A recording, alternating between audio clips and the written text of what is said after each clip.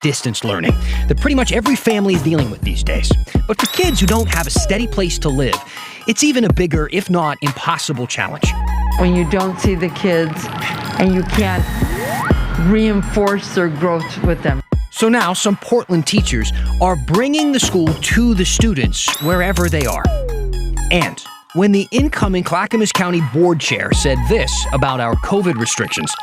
We do not need to be treated as second-rate slaves in our own homes. Well, it didn't go over so well with a lot of people, including some of her constituents. Here's the story. And I'm Dan Haggerty, and this is The Story, and you are holding a cell phone because the machines are winning. Now, while it's there, absorbing your soul, use it for good. Let us know what's on your mind. Tell us what you're thinking. Send us a question, maybe a comment. You can email us to thestory@kgw.com. You can find me on Facebook and Instagram, or use Twitter in the hashtag #HeyDan. We answer questions every single night on the show. You'll see that, and I'll read some comments at the end. But in the meantime, I think it's time to jump right into the big story tonight, and it's about the lengths that one school had to go to make remote learning possible right now. Now, we got a peek inside how exactly it's all working, and the families who go to this school are in a really tough position. And while you may be thinking, but Dan, a lot of kids are doing this right now. A lot of parents are struggling to balance. How is their story any different? Well, this story is about how children who are homeless learn from home. Here's Maggie Vespa. Day after day, like most others, this Portland school sits empty and has since March. Unlike most others, its bus drivers are busier than ever. The Community Transitional School is a school for homeless children, and KGW has done stories here before. We shot this one almost exactly 2 years ago.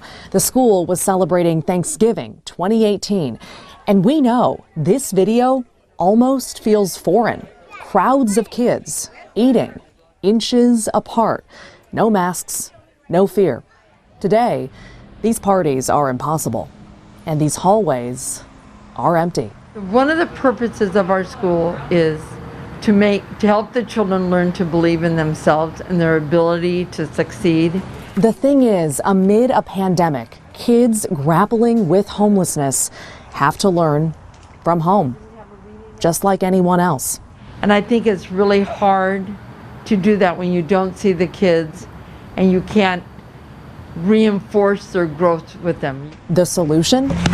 Every day, twice a day, staff gather up assignments and sacks of food.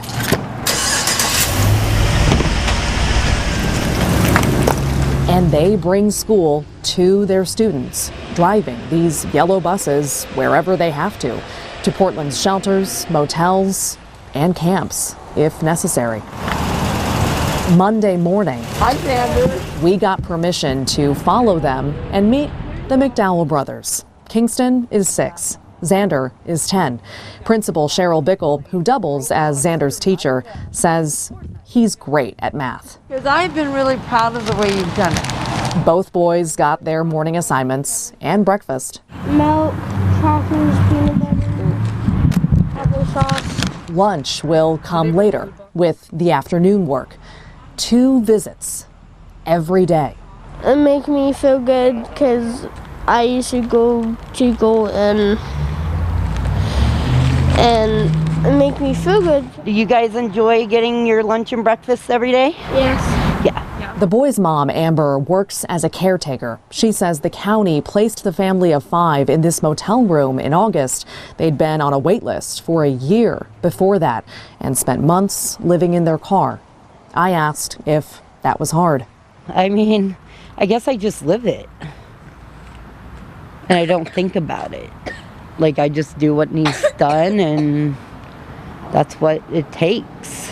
Now, what needs to be done includes remote learning. I work night shift, and then I come home and I have to do the homework and all that. So it's been a very difficult challenge.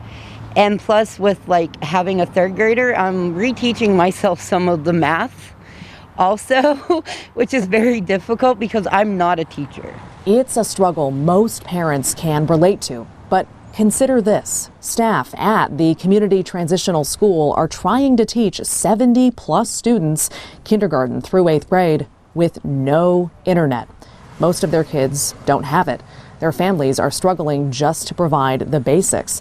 So instead, teachers send the schoolwork twice a day with instructions on what to read and notes if the lessons require it. And this is art project. Staff grade the morning work in the afternoon and the afternoon work the next morning. They then send that back again, letting kids know how they did. Bickle says the vast majority of students are keeping up, but the lack of FaceTime is hard. For a while, staff relied heavily on what Bickle calls sidewalk teaching to make sure kids didn't fall behind. We would just stand outside in the parking lot and go over some of the work that they were having a hard time with. And then when the numbers started to surge, we thought maybe we need to give this up right now. Right, so you got to do this. And this one here, let's figure this one out. So for now, teachers are meeting kids face to masked face, only to answer quick questions. 20, what is that? 21, 22. Okay, it's 22, you have 11.2. This lesson lasted less than 5 minutes. You did those right. 10-year-old Aricia Holloway misses a lot about her school. Going outside there. Going outside. Recess. And learning. Yeah. For now, home is a motel room. Her mom, Cherie, just graduated from inpatient rehab. My daughter was at my dad's house for a while I was going through this, and at her grandma's. The family, including baby brother Genesis, has only been together for a month, and Cherie is trying to move forward. It's crazy, you know, it's really, really crazy. And I hear that we're supposed to be going back in lockdown. Amid the moving and the chaos, Aricia's school provides routine. I thank God for CTS because they drop off the homework faithfully Monday through Friday. They drop off lunches. So I know it's hard on them, but they do it anyways. With that, the yellow bus was off. It'll be back again tomorrow, twice. Okay, Maggie Vespa joining us now. And again, I'll say it again, thanks to these families in the school for kind of letting us in and helping us to tell their story. But this is a school that you have covered actually before. So as a journalist, it must have been pretty interesting to go back and take a look at how they've adapted. Yeah, it definitely was. And we've been there a few times before. And you saw that one example from Thanksgiving week 2018, basically exactly 2 years ago. This time, though, there was this whole new level of vulnerability added to it because we'd never gone home with the kids before. We'd never gone to see where they were staying. So there's more vulnerability, as I said, and there's also a new level of safety amid this pandemic. So kind of going into this, we had to have a really concrete plan. Photographer John Goodwin, who shot and edited that entire piece, he's very talented. He and I agreed to only get video of the families who gave us permission. And we also had to agree to not go into any physical space, which we're not doing on stories anyway, so that wasn't a hard promise to make. But even you see like GoPro video from inside the school bus, John would position his GoPro with a clamp, a little durable camera for those who don't know. And then he would leave the bus and let it roll as the bus drove away. And so we had to kind of, sort of calculate all those moving parts and retool everything to tell this really intimate portrait of how these families are holding up. And, Dan, as you know, in this time when so many more families are facing financial hardship, we just felt like this was all the more important to tell the story of the school and the story of these families. So like you said, we're really grateful to them. Yeah, I agree with you. A very important story to tell. Maggie, thank you.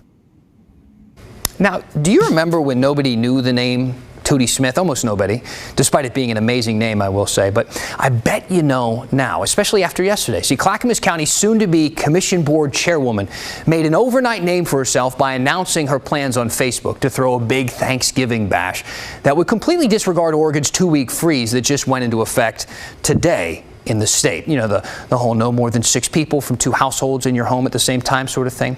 Now, as soon as we saw Tootie's post, we thought, oh, we got to talk to Tootie. So we tried to contact her, but no dice, which is fine. That happens all the time. People are very busy. Now, in Tootie's case, she was busy talking to other TV people and going on shows like this on Fox News and saying this to Tucker Carlson. We have been browbeat over the head with wearing masks in public, which I do, by the way, with social distancing, to stay home if you're sick, be clean. I think our people have the intelligence, the education, and the independence to make their own decisions. We are adults. We do not need to be treated as second-rate slaves in our own homes. All right, so the Board of County Commissioners in Clackamas County, just to kind of give you an idea of what she does and who she's working with here. It's made up of 5 people who serve 4-year terms, and they set policy in the county. They establish budgets. They do play a very big role in putting together the county's pandemic response. So I really wanted to talk to Tootie Smith and ask her some questions about her plans for, when she takes office next year. So I drove to her house today. And this is that part where the news shows me walking up to her doorstep and knocking on the door and there's a confrontation. But I think that's really weird when the news does that. So we didn't do that. We're not going to show that. And plus, that's not how it happened. I pulled up and her husband met me outside. And he was really nice. And he told me that she was just too busy to talk today and that I needed to schedule an interview on her website.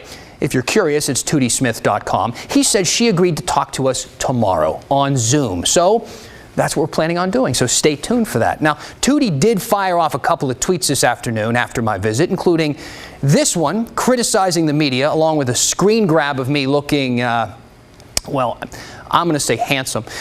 Seriously, I don't screenshot well. Everybody in the building knows that. If you get on our YouTube channel right now, look up any episode of this show, hit pause at any time during that show, and I will look not good. There's a reason I'm on TV. I'm better in motion. In the meantime, I do want to share something I think is worth your time. It's an opinion in the Oregon City News written by Peter Lund, a small business owner there. The headline is, "It's time for Tootie to go." Lund says that he saw Smith's post while he was waiting in line for hours for a COVID test. So he had some time to write down thoughts about Smith, about 1,000 words worth of them.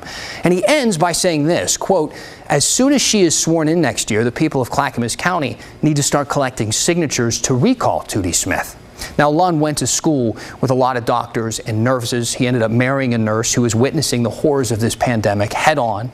When we asked him what he would ask her, telling her that we'd have a chance to talk to her tomorrow, this is what he said.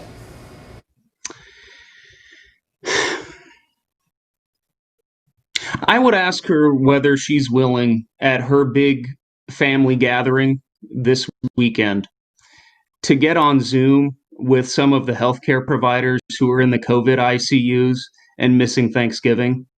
I think they could use a little pick-me-up.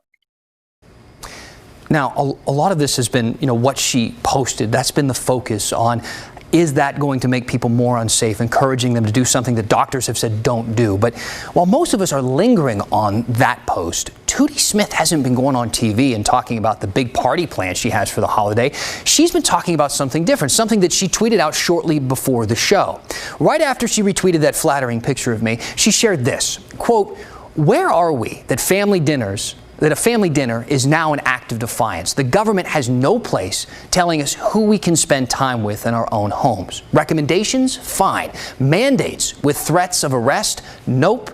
It's ludicrous and should alarm every Oregonian." Now look, that is a conversation that we can have. There isn't a medical consensus around how governments should enforce their power. So that is something that I hope, honestly, all of our leaders have considered, including the governor. It's something worth exploring on this show.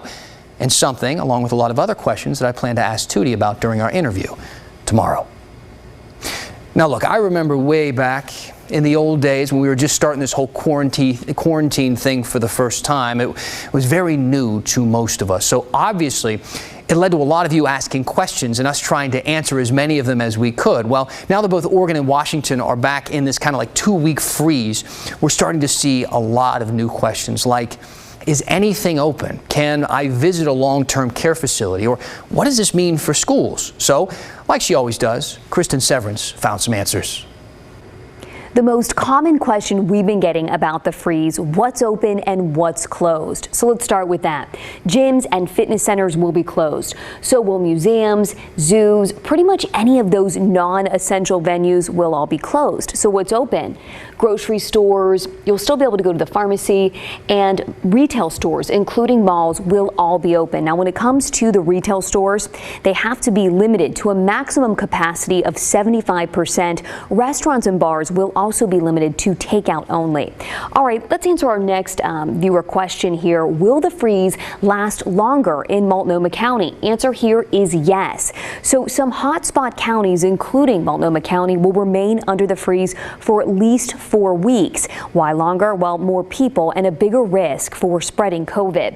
Next question. Are there exemptions for faith-based gatherings? The answer here is yes. So churches can have 25 people indoors, 50 people outdoors. Next viewer question. Can I visit loved ones in long-term care facilities? This is sad, but for safety reasons, no. No indoor visitation at long-term care facilities during the freeze. So that applies to nursing homes, assisted living residential care facilities, adult foster homes, and group homes. And then our next question, will the freeze impact schools? The answer here, no. The governor's office said the limit on indoor social get-togethers does not apply to classroom instruction. Do you have questions about the freeze? Do you have something you want us to look into? Let us know. Just use that hashtag #HeyDan. You probably know all about sanctuary cities for immigrants, right? But what about sanctuaries for gun owners? That's what a couple of Oregon counties just passed. And with the presidential transition pretty much at a standstill, one of our senators is worried about something that we are all holding out hope for. What could delay putting the infrastructure in place for distribution of the vaccine? When the story continues. Hey, welcome back to the story. Now, a few minutes ago, we answered a bunch of big questions that we've been getting from all of you about these freezes that are in place right now in Oregon and Washington. Oregon started today. Washington started on Monday. Portland, that's going to be even longer. So they got like 4 weeks, so about a month of a freeze. If you have any more questions, I know you do. Look at your screen. That's how you get in touch with us. And we really will work hard to answer what we can. So email us at thestory@kgw.com or use that hashtag #HeyDan on Twitter. All right, let's talk about the transition for a minute, all right? The presidential transition, or the lack thereof, with the Trump administration refusing to cooperate so far. I know you've heard a lot about this on nightly news, but some of that is kind of, far away stuff, dealing with national security and things of that nature. So if you're kind of wondering how this holdup might affect us here in this region of the country, we asked someone who might know, Oregon Senator Jeff Merkley. It could delay putting the infrastructure in place for distribution of the vaccine. It could delay a smooth transition in terms of provision of personal protective equipment or other ability to assist with testing or with contact tracing, all things that could mean more infections in Oregon and more deaths in Oregon. So this is very serious business. I'm sure that there's lots of little links that are happening inside the executive branch over the distribution of grants. Maybe those are transportation grants or education grants, but we can't really see them because they don't materialize. We see them when they do materialize. So we obviously want those gears to keep turning so we can get maximum support to people quickly. Now, right now, I think that Senator Merkley's first point is what a lot of people are curious about, and it's the approval and distribution of a COVID vaccine. I had Dr. Paul Cieslak at the Oregon Health Authority kind of walk me through that process. Listen here. Most of the onus for that rests with the FDA and the CDC. So the FDA, the Food and Drug Administration, has to license the vaccine, first of all. So they review data from the manufacturer on the trials that they're running. They're running trials with 30 to 45,000 participants, and they're looking for, does the vaccine work, and what are the side effects of the vaccine? And so after they've made a determination that the vaccine is working to a satisfactory degree and is reasonably safe, then they will approve the use of the vaccine and it can be legally distributed in the United States. Then the Federal Centers for Disease Control, the federal public health agency, has an advisory committee on immunization practices, and they will make recommendations about who should get the vaccine. So they're looking at things like who is at risk, who does the vaccine work in, who does it not work in, and they'll make their recommendations, and we will go from there. Now, you're probably aware that several Western states, California, Nevada, Washington, Oregon, have gotten together and said, we want to look over those data. We want kind of another layer of scrutiny before we start distributing any vaccine that might come out. And so they will confer and have a look at the data and make sure that all the I's are being dotted and the T's are crossed. And, if we're satisfied that it's safe and effective, then we will be distributing and encouraging Oregonians to receive it. Now, as you heard him say there, we kind of have that extra layer, right? That different group of states looking over this to make sure it's good to take if it's going to keep us healthy. I asked him if he thinks that process from the Western State Pact will delay the vaccine distribution here, though, but he says he doesn't think so because that review process of the vaccine is already happening right now. Now, I want to revisit a question that we tried to answer earlier this week from Cy.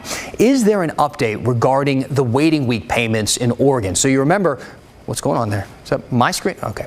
Remember, the waiting week is the first week you're unemployed. The reason I made that little remark there is because the screen started flashing in here. I'm not sure if that happened at your house or just in the studio. I shouldn't speak out loud so much. Oregon does not pay for the waiting week traditionally, but way back when this all started, like 8 months ago, Congress told states that they had to get rid of the waiting week and pay people that money. Now, Oregon is the only state up to this point that hasn't done that yet, but today we got some good news from Oregon's employment director. We are now pretty confident that we'll be able to begin making those benefit payments to people for the waiting week before Thanksgiving. All right, pretty good. Well, Thanksgiving is a week from tomorrow, so if you're owed that waiting week payment, keep an eye out for it. And you don't have to do anything extra. It should just show up. And you'll get that money the same way that you've gotten maybe any other unemployment checks. And the really good news here, I think, is if that waiting week happened when the federal government was still handing out that extra $600, you will get that money too.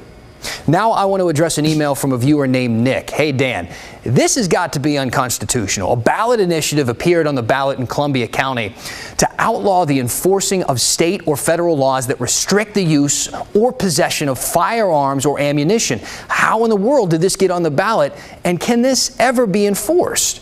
Well, we did a little digging on this one, and the Columbia County, they're not the only one who passed something like this. In fact, 4 counties had it on the ballot: Columbia, Umatilla, Clatsop, and Coos, because supporters basically got enough signatures to get it on the ballot, and voters approved it in Columbia and Umatilla.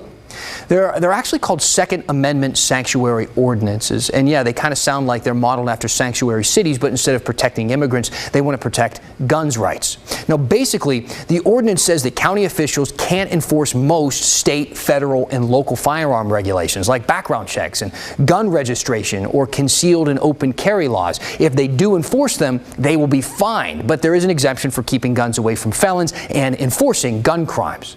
Now, whether or not this is legal is kind of, honestly, unclear. Now, Oregon has a law that gives the legislature authority to regulate guns in the state, meaning for a gun law to change, state lawmakers have to pass it. There's also a supremacy clause in the U.S. Constitution, which means that the county can't overrule federal gun laws. But supporters say this is legal because they're not actually changing any gun laws. They're just changing how those laws are enforced. Kind of interesting little way they worded that there. The ordinance will likely go through what's called, though, a validation hearing in both Columbia and Umatilla County to work out all this legal stuff. All right, we're almost out of time. I talk a lot, all right? So if you have any lingering feedback or questions, send them our way. #HeyDan. Email the story, kgw.com. I'll read what's on your mind next. All right, just one comment that I got a couple minutes ago. This is from Sean Weiss. And he said, can you imagine how cool it would be if KGW News, Fox Oregon also, did a segment in support of Ken Boddy, who works over at KOIN? So I always think it's funny when TV stations don't talk about the other TV stations, like you don't know that there are more than just one in this town. But, I do want to say a word about a colleague of mine at another Portland TV station, Ken Boddy at KOIN. And yesterday he tweeted that he received a piece of racist hate mail, which we're not going to be sharing for obvious reasons. But I will share some of Ken's response, which KOIN published today. And he said in part, I decided to post this time because it's important for people to see that racism is real and one's status makes no difference to determine for people who determine to view the race as an issue. I never chose to play the race card, but the race card is part of the hand I was dealt. Now, he goes on, and you can read all of that if you want to look it up. He tweeted it out not long ago, so I was reading through it. We thought we'd share a little bit of it to you right now, and it's something that I can't personally relate to. We're both on TV, but I think his point is clearly made. So, we say things are worth your time sometimes. I think this one's worth your time. That's going to be it for us tonight here on The Story. I'm Dan Haggerty. Thanks for being with us. We'll see you back here tomorrow.